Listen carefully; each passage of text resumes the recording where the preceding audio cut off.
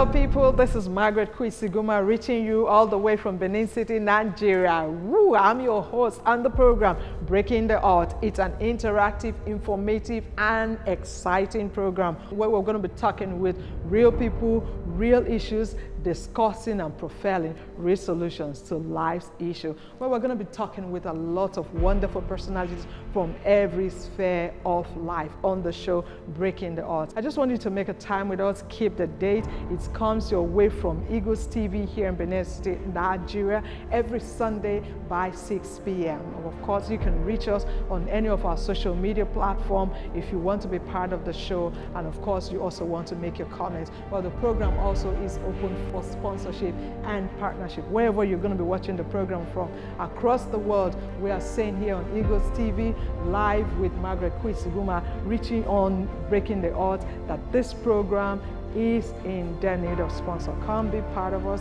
be our partner, be our sponsor, advertise a lovely program on the show Breaking the Odds. Don't forget, I did say that the program is focusing on real people, real issues, discussing real solutions. With real me, Margaret Kwisiguma, your host on the show. And of course, I'm also going to be having a wonderful team, Ade and Osama and the Eagles TV crew. So don't miss out on this every Sunday, reaching you live from Nigeria. Keep the date, it's by 6 p.m. Love you so much, and I look forward to hooking up with you.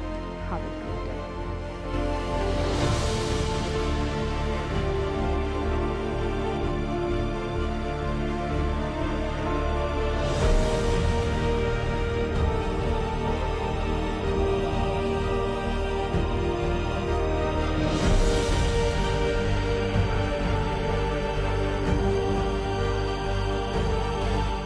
Okay, thank you so much for joining us on the program. It's another beautiful Sunday evening. How are you doing? My name is Margaret Kwisiguma. Well, this is Breaking the Odds, and of course, it's reaching you from Eagles TV here in Benin City, Nigeria. Whatever you're doing, I just want you to grab your seat next by your TV set, and of course, you know how we'll do it.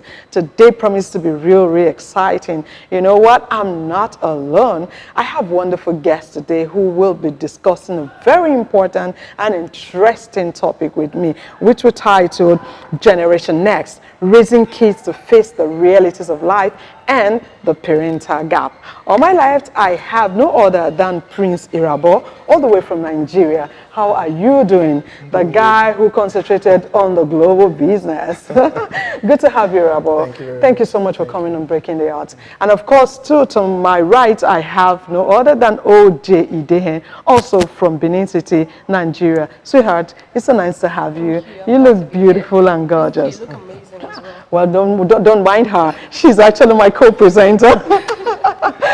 All right, of course, too, remember I did say on the show Breaking the Odds, reaching you from Eagles Television, we're usually not alone. We have a wonderful Eagles TV crew made up of Aziz behind the camera and, of course, Ade and Mike. So together, collectively, we shall all be spicing your day. So don't go away. We'll be right back after this break.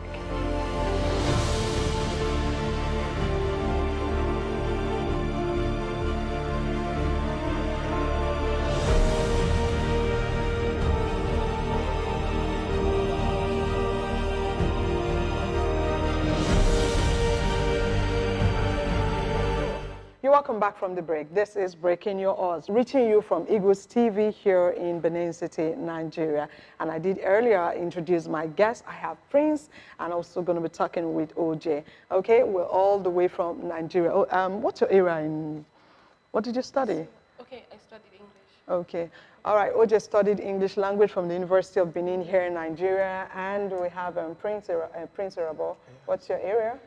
I know you did global business. Yes, abroad, but in Nigeria, I attended BIU, computer science, bachelor's in computer science. Okay, now we're going to be looking at the Generation Next as well as parental gap. Now, how can parents actually bridge the gap in raising children to face the challenges of life? Every adult was once a child, and today we are what we are. Now we still have the younger ones who are coming up, and then how can parents actually bridge the gap between the Generation Next and today's age? Okay, I'm going to be starting with Prince, who is going to be telling us more. Prince, look at, and OJ, this is the generational gap, or the generation next, and the parental gap. You know, those days when we're growing up, our parents did tell us, oh, make us proud, make us proud. You go to school, you want to be an engineer. Your parents all of a sudden say, no, I don't want you to be an engineer, I want you to be a medical doctor. Now tell me, how was growing up like for you? Okay, for me, I grew up in a house where, okay, I'm single parented. I lost my dad at a very early age.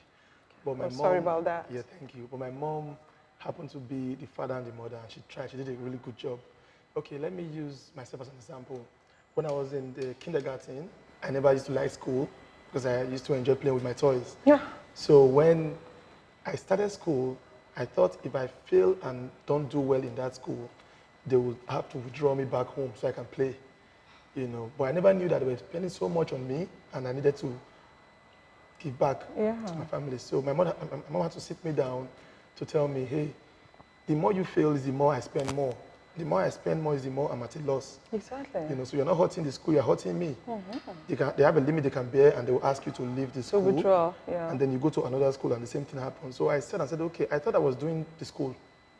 It was part I thought I was doing to them, but I never knew because my family I was busy destroying. Yeah. So I had to sit up, and by God's grace, I had to develop interest in school.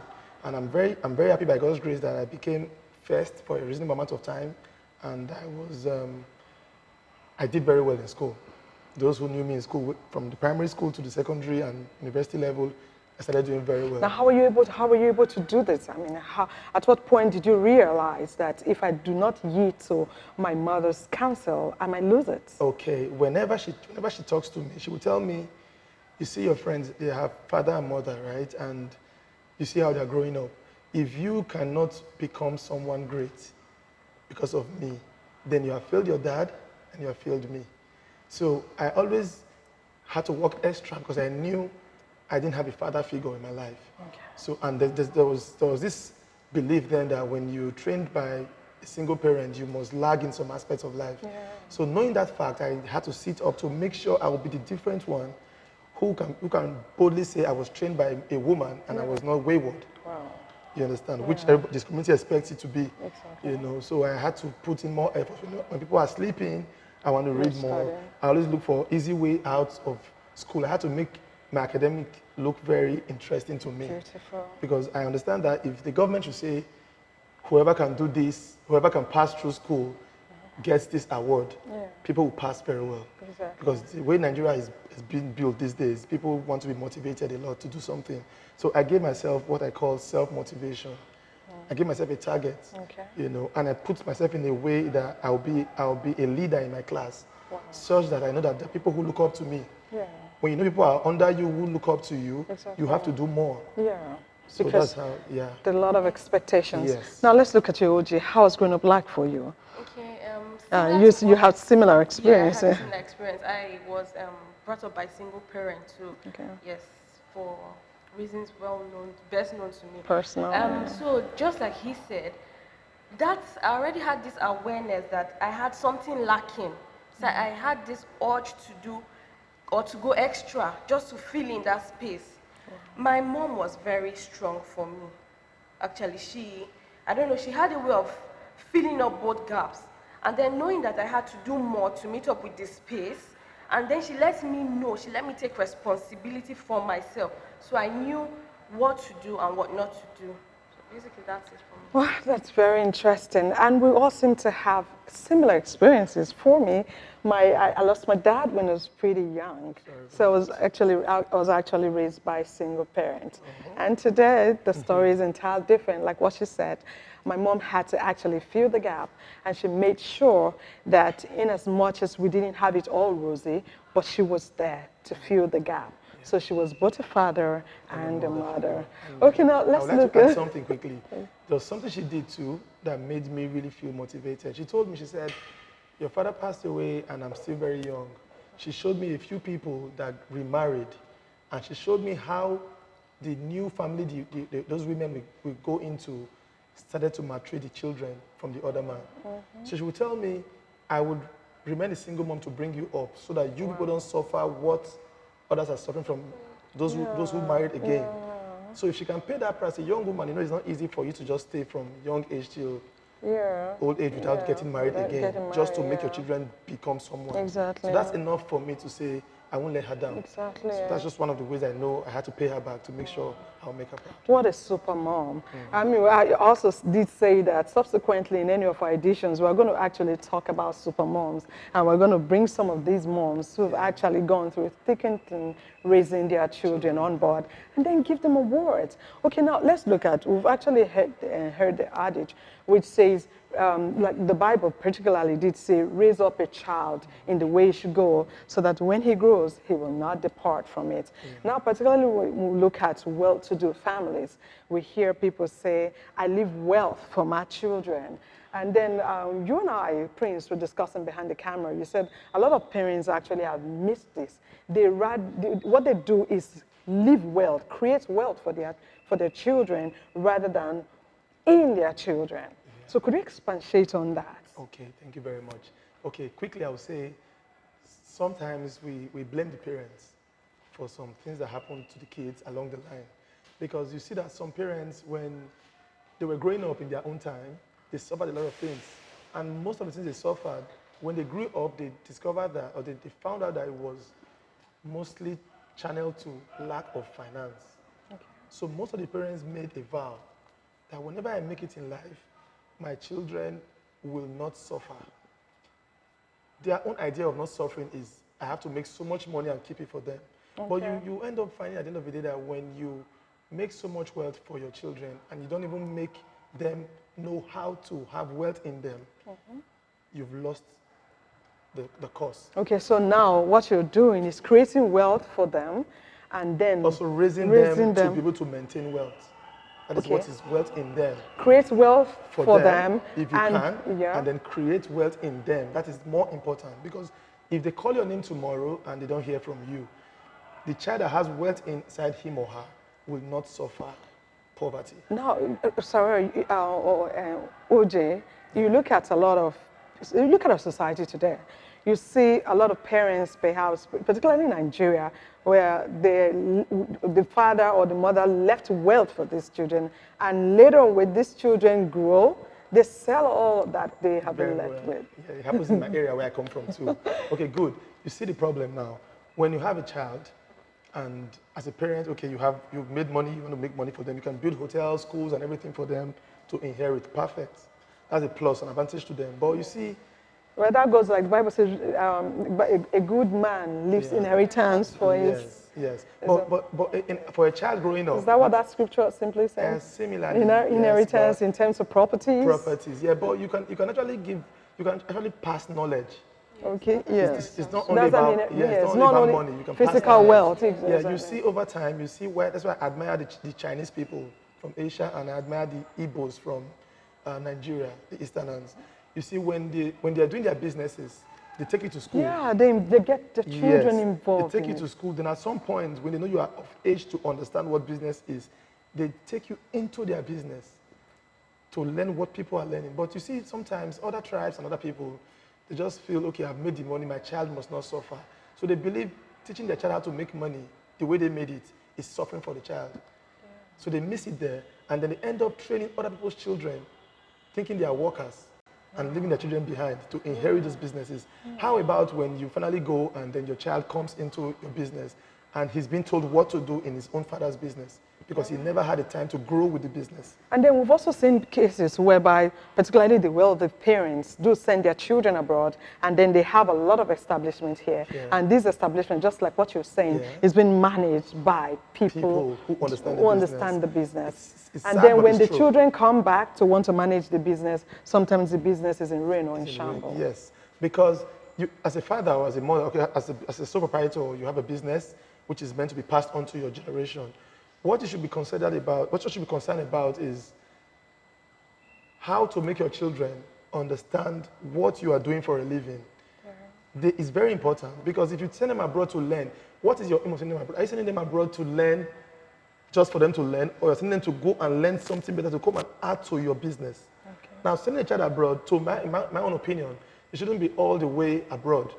Let them have some schooling back here in their country, their home country, and then you can send them to There has to be a balance. Yes, they have to have a structure. And then you have to also know that the child that is growing up doesn't just need only money. They need to be mentally balanced, psychologically, and they have to be emotionally balanced. These are human beings. When you leave them for those few hours of schooling, they meet different people. They meet children from broken homes. They meet children who are thieves. Of course, a thief can beget a thief. So, and it's not your fault to make a friend with a thief. But whatever the child, they have convincing powers. You know, so the friends they keep, the company they keep, they will definitely have friends that convince them to do wrong or right. But where, as a parent, you are supposed to be in charge is you have to create a rapport between you and your child, so that whenever they come back to you, there is always something they want to discuss with you. So you have an advantage. Your child should see you as their defense. They should see you as a support system, not just who pays my fees or pays my bills. They have to understand that, mommy, my hand is aching me. What does that mean? They have to see you as someone who understands everything. And children test parents. When you tell your child something, even in the universities today, I don't know if I can digress a little bit to a higher level. In the university today, you see young boys joining cults, and some of them were very naive. They were ignorantly lured into it. You see some girls doing some things that are not proud to say. But you find out that when you go to the roots, at some point in their life, somebody made them feel inferior. That made them search for a sense of belonging. If they had a parent that could talk to them, the parents should be able to tell it. Those days in our parents' time, I believe they was not as rampant as now, so they didn't have they didn't have the urge to do with them. But like I said, the content in life is change. So as you're changing, you're supposed to understand that you have to. Your children are the one that will tell you what is trending in their own time. But if you don't have a rapport with them, they can't do it. For example, you see a mom telling a daughter, at the age of 16, don't touch a man. If he touches your hand, you get pregnant. Now she's scared. She has lived with that for 3 years. And just suddenly a guy touches her in school and she's not pregnant. She's a human being. She must have someone she admires as a guy. It's normal. The guy she admires is who will make her always blush whenever she's around. So if he touches her and she runs away, but she's not pregnant in 9 months, then you have failed in what you said. We've gone past that era of trying to deceive children into doing things that are right. Educate them. Wow. Let your daughter know. Beautiful. Now I know you're watching the program. You just heard that from Prince. Educate the children. It's actually, I mean, it's old school. It's old school. You don't lure them into doing things. I was told that too. That whenever I speak to a boy, I could get pregnant. So at that time, I was really, really scared. If anyone spoke to me at that time, I thought I was pregnant. I remember the very day, I missed my, the ladies thing. And then prior to that day, I spoke to a friend of mine who is incidentally is a male. Woo, you wouldn't, in fact, you wouldn't want to know what happened. I couldn't sleep. I thought I was already pregnant. I kept checking and checking, until later I spoke to someone who now told me that no, people don't get pregnant that way. I was still in my early teenage age. And then you see that daughter that didn't get pregnant, she will now gradually begin to pledge loyalty to this guy who told her she won't be pregnant. Instead of the mom who said she'll be pregnant. So you see that the mother was in a case of good intention but bad execution. The process was wrong. So you see now that the boy now has an advantage. So she goes closer to him like, okay, I have one more question for you. If I kiss, will I also be pregnant? The girl said none of that. Now the boy, because of his own personal interest or selfish reasons, he has a target on that girl. So he keeps sweet talking her till he gets what he wants. And when he's done with her, only a few will stay by her at that level. Most of them will just do what they want and mess everything up for themselves. Then it now goes back to another problem. How can she tell her mom what has transpired? Because her mom always told her not let the guy touch you. Now she's back to why her mom didn't want her to touch a guy. But if the mother had told her from step one to how it will lead to, that it is sexual intercourse that will cause this, the child will understand. Then you make the child, and just like guys too. Many guys are in court because they were bullied in school. They didn't have a dad or mom to tell at home. The school system is built in a way that if you cannot bring proof on certain things, you cannot expect the school to act on it. Because the way you are in school is the way the other person is in school. So all these things you have to check. You have to create a rapport with your child. You have to understand their friends. You have to make their friends free around you, so you know the ones that are envious, the ones who are rude, you have to know. But if you are the harsh parents, like our parents used to be then, your children's friends will always pretend when they're around you. Exactly. And if they pretend around you, you can never tell who they are when your child is not with you. Okay, now we're going to come back. Let me come back to OJ. Okay, you actually made some very salient point here. How some families or parents, particularly the mothers or fathers, have actually gone very far away from their children. You're talking about coming close to your children so they can see you as a role model, they can see you as a confidant. And of course, this is where a lot of parents in our society today have really missed out. So rather than raising their children, society is raising their children for you. Friends are raising the children for you. Now, Sarah, let's actually look at this. You're a lady. A lot of parents, particularly mothers, who actually manage the home front, have left lots of their responsibility in terms of raising their children in the hands of perhaps house helps or cousins, nannies, and you know it. And unfortunately, some of them have had to pay the big price. Now, tell me, what do you actually make out of this? Okay, there are two different things I've learned from this parenting. Parenting is a form of partnership. It has to do with the children and you, the parent. Now, secondly, you being at home, a mother being at home, doesn't mean you are doing the right thing, parenting your child. Parenting is far from staying at home or staying in the presence of the child. You have to be present, you have to be attentive in the life of your child to make sure that you have actually done your job well as a parent. You can be a 24/7 home parent and then you don't have much effect on the child as somebody who is far off but has every detail of what his or her child is into. You got So I that. think Somebody parents could be far but has every details of what is happening around his family. So we should leave the myopic mindset of I'm being at home with my child, so this is what my child is. And then you find out that some other people who are staying far off have done a better job. So parents should tend to listen more. The little time you get to spend with your child, make it count. Be very attentive to what your child is doing. Be very attentive to what characters your child portrays. Be very attentive to the kind of friends your child makes. Be very attentive to the communication your children exhibit. Bodily, language talk, and every other thing. Because, you know, it's really alarming when we see some parents who do not even know the kind of friends that their children keep. Particularly with the age of social media. Your friend, like the case of Cynthia, who unfortunately met her untimely death in the hands of her Facebook lovers. I mean, the parents are not her friend on Facebook, so there's already a generational gap. Because I did one edition some time ago that parents should actually know who their children's friends are, both on social media and, you know, around them. So she talked about parents actually being involved, not just staying at home 24/7. Some parents stay at home 24/7, but they really do not know what is happening around their children. They are not their children's friends. Some parents are very harsh. Some parents are very unfriendly. So I think a lot of parents, well, if you're that kind of parents, we're saying you're not actually doing good to that child. If the child is a male or a female. Okay, now let's come back to you. Thank you so much, OJ. Now let's come back to you. Continue from Generation X, and then how you really think that parents should raise their children to be able to face the realities of life. Okay, good. I, as a person, I'm of the opinion that while the child is growing up, because of the awareness that this changes always occur over time. So I believe you should, even if everything is okay, as at the time you have your children being raised, you should also make them understand that it was not always easy for you if it wasn't. And even if it was always easy for you, you should also make them understand that life could change. No, but yeah, I met a lady who said the father never made them understand that they never had money. Even when times were hard, the father never showed it. And that the father always provided everything for them. So they always thought that it was always available. And all of us, after the father died, then realized that it actually wasn't what the father was portraying. Yeah, so you see that kind of situation. Now you see that they were misled. Because you have to train up your child. When the Bible says train up your child in the way he should go, and when he's old, he won't depart from it. I don't believe the Bible just meant you just pay their fees and give them a job when they're done. No. If your child is not properly brought up, she or she can also lose the job that you give to them. Yeah, exactly. So you get to understand that you have to make them understand that the fact that there's money today doesn't mean There will always You could make a very careless mistake that will make the whole empire go down. Exactly. How do you start again? Let's say you don't even make a mistake. What if natural hazards happen and you're not insured properly?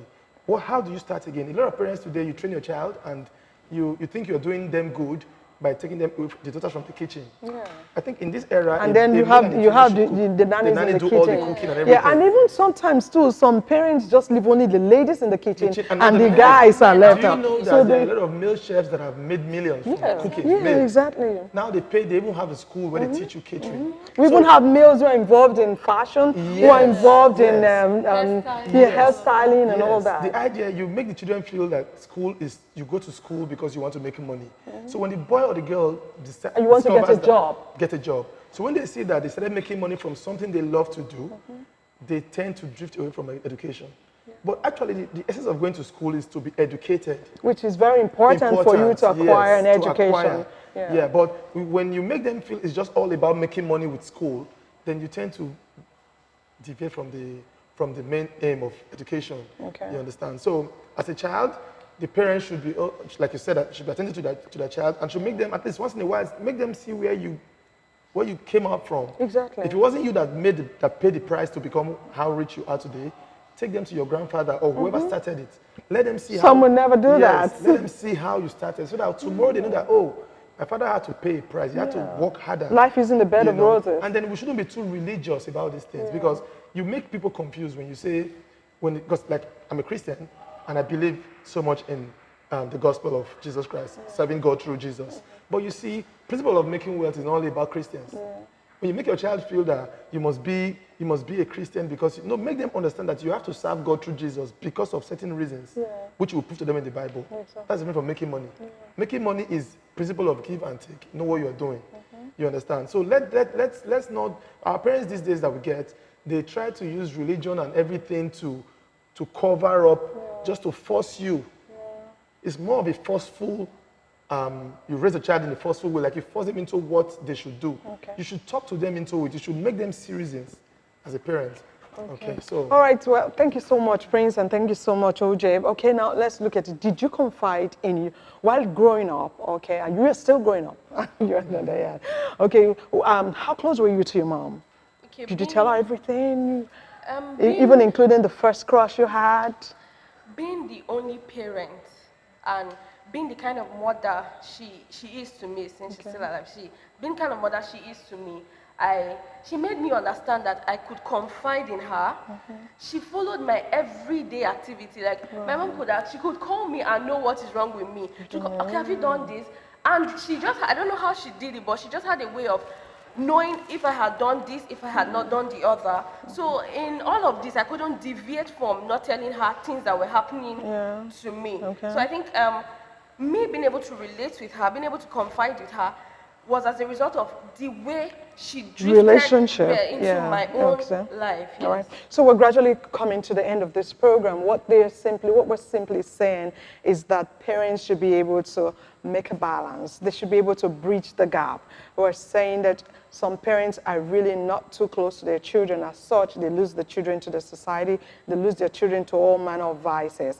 Now, what Prince and OJ and I have just said is that we, as much as possible as parents, should try to build good relationship so that our children can see us as role models and as confident. Now, we don't have much time. What's your final word? Because we're also going to have a second edition of this program. We're actually going to dwell on how society is actually now raising kids rather than parents doing their job, nannies and house helps, relations, and that's the reason why we're having a lot of abusive cases in our society, child abuse and all manner of abuses. So from you, Prince, what's your last word to our fans who are watching the program?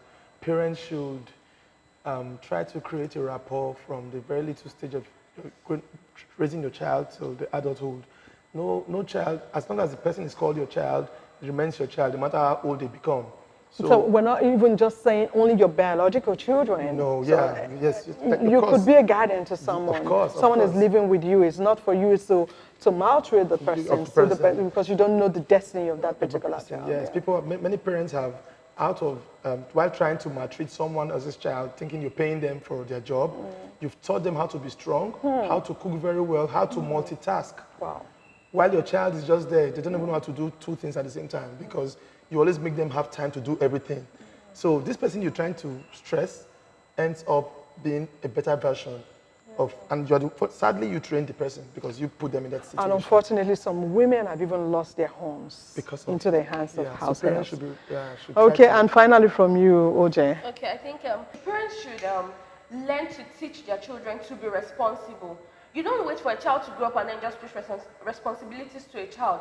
I once stayed with a family, and then whenever the child pours water on the floor, and then maybe tell the nanny, oh please, the children poured, the father will scold you mercilessly and tell them, this child poured the water. Let her at this age know that she should take responsibility and clean up her own mess. Exactly. And right from that time, those children became better. Then secondly, we should teach children values. Do not tell a child, okay, you must go to church on Sunday. Teach them values. This is what is right, and this is why you should be a Christian. This is why you shouldn't have sex with somebody.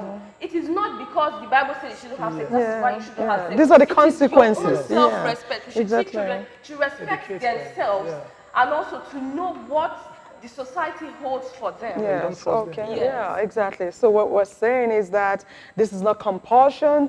Now you have to show your children the right way, teach them the right values. And of course, when you show them the right way and teach them the right values, you're going to make you proud. Remember, we said the youth are the leaders of tomorrow. And of course, the youthful generation starts from the home front. We're saying that the home is the bedrock of every developing, every great society. The home, from the home, you have presidents. From the home, you have governors, you have pastors, bishops, you have economists, world changers. So whatever you want the society to be starts right from the home, and how you want your children to become. We're going to continue with this beautiful edition. I've actually enjoyed myself. Thank you so much, Prince, for coming on the show. It's been nice talking with you. And Osaro, oh, wow, it's as though this program shouldn't come to an end. But I want to say a special thank you to you who have actually watched the program from the beginning to the end. We're still going to do this again subsequently next week, same time, same station. From Nigeria, Eagles TV. Thanks so much to the Eagles TV crew. Aziz, you are wonderful. Mike, and of course, Ade. And then also, Shegun is not here. Audio is also part of us. Well, let's do this again, same time next week, same station. But don't forget that the program, of course, Breaking the Odds, is open for sponsorship and partnership. So we want you to be part of us if you've actually been enjoying what we're doing. And we still have more to give you and to help spice your day. So we're calling on you to be part of us by coming or joining hands with us to sponsor this program. Whatever you are doing, we want your product to be on this show. So you can reach us on one of our social media platforms, or you can call the lines on your TV set. So let's do this again next week, same station. All the way from Nigeria, we want to say we love you and have a beautiful evening.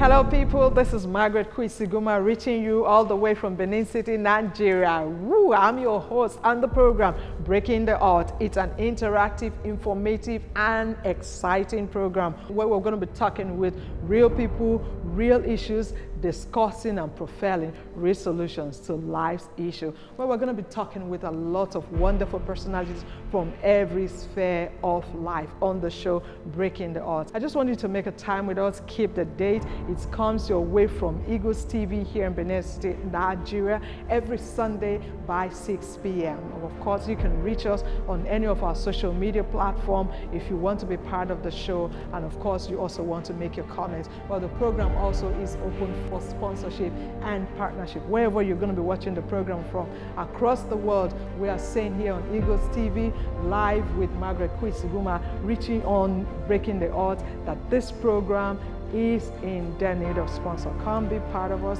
be our partner, be our sponsor, advertise a lovely program on the show, Breaking the Odds. Don't forget, I did say that the program is focusing on real people, real issues, discussing real solutions. With real me, Margaret Kwisiguma, your host on the show. And of course, I'm also going to be having a wonderful team, Ade and Osama and the Eagles TV crew. So don't miss out on this every Sunday, reaching you live from Nigeria. Keep the date, it's by 6 p.m. Love you so much, and I look forward to hooking up with you. Have a great day.